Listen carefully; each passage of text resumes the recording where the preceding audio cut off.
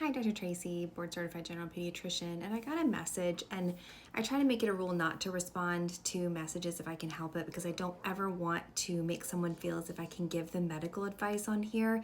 I want to help. I want so badly to help. So I didn't link this person's message because they didn't leave it as a comment. They left it as a private message, so I didn't want to out them. But this is a really good question, so I wanted to make sure I address it because I guarantee you somebody else has it.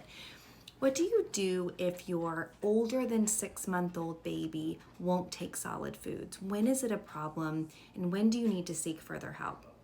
First of all, it's really normal, especially in a breastfed baby. They really don't love to take anything else by mouth.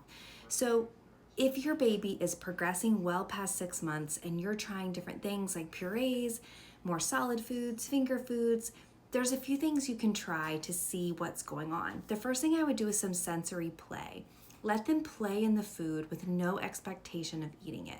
So put a little bit of some messy food on the tray, let the kiddo play in it, experience it, putting in their mouth. Don't worry about it for a little bit. Just see if you can get the kid to do some self-directed feeding. Sometimes it has to do with the spoon and the pressure in the seat, and they're sitting upright and they're just not super comfortable. If you're progressing well past a year, like closer to 15 months, and you cannot get your baby to take any solid foods by mouth, that would be abnormal, and I would seek your primary care provider's help, but you might need to see a feeding specialist to see if there's any sensory issues or swallowing issues going on.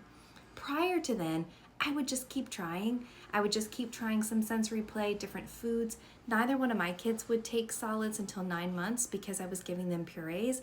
They didn't really like purees. Once I started really giving them table foods, they took off and did great. So you might try more mashed up food rather than purees if that's the issue. Try some finger foods, try just no pressure. Sometimes the little mesh kind of handheld things that you can put fruit in is a way for them to do some self-directed feeding.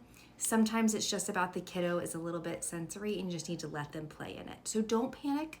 I've never sent a kindergartner to school not eating foods, not very often anyway. So it's usually nothing to worry about. I usually do give them to 15 months, but if there's a lot of choking involved, a lot of drooling, a lot of fretfulness involved in food, talk to your primary care provider earlier. I hope this helps somebody. Take care.